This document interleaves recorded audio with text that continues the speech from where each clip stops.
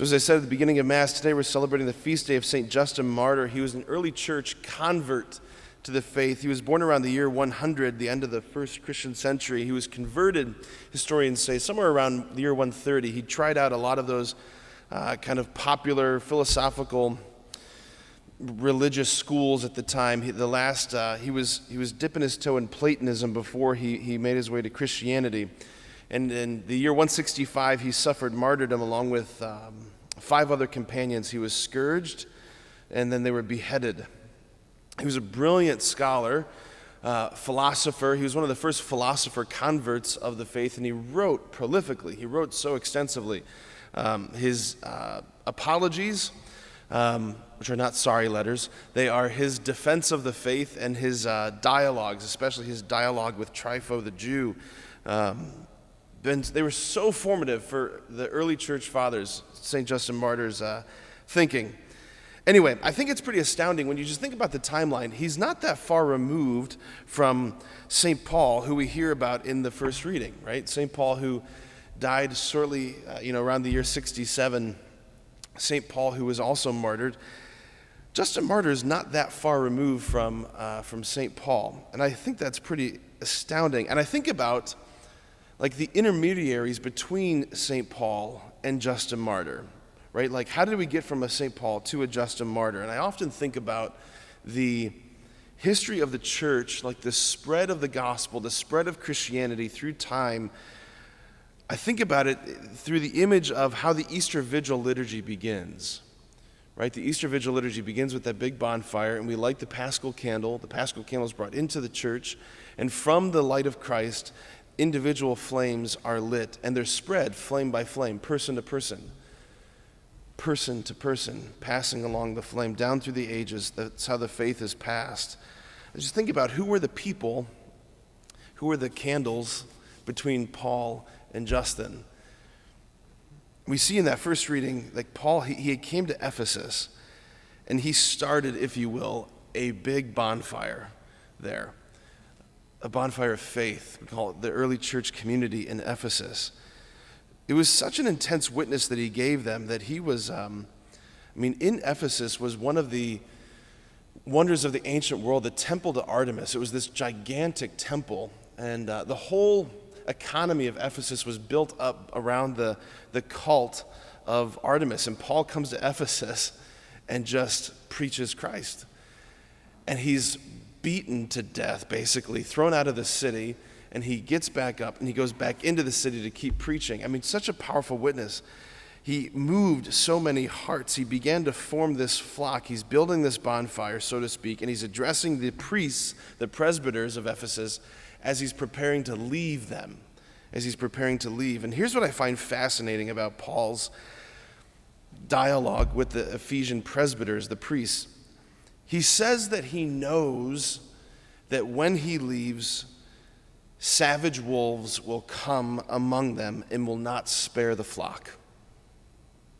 He's like, I know that. I know that's coming. Same with Jesus in the gospel.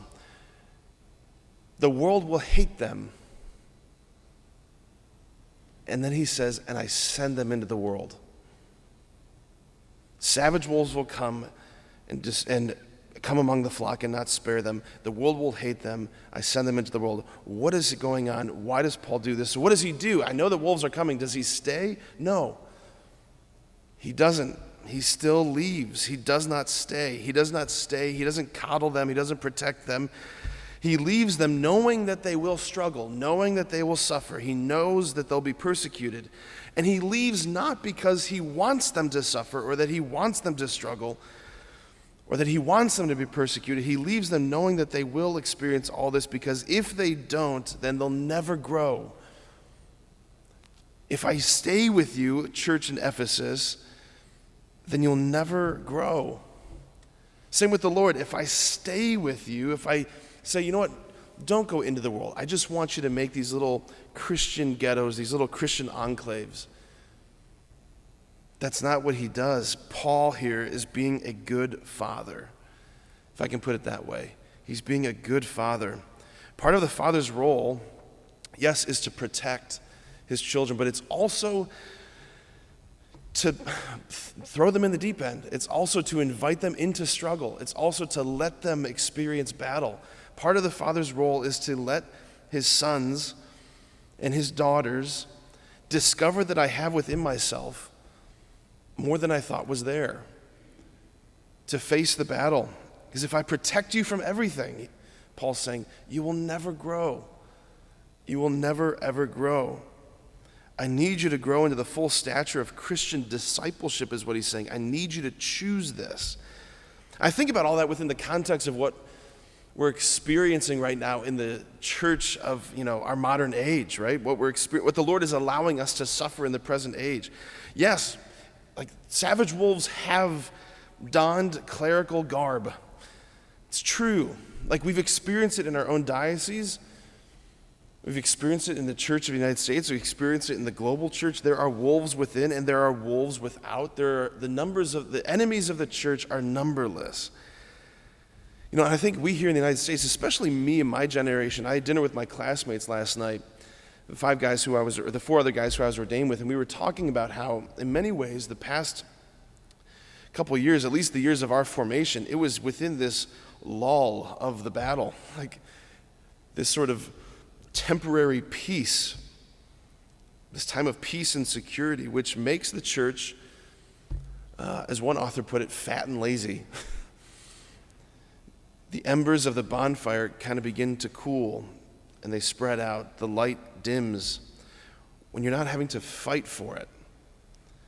Like this is why Pope Benedict, when he was Cardinal Ratzinger, I think it was before, he was just Father Ratzinger, when he predicted that the church of the future would be smaller but more on fire.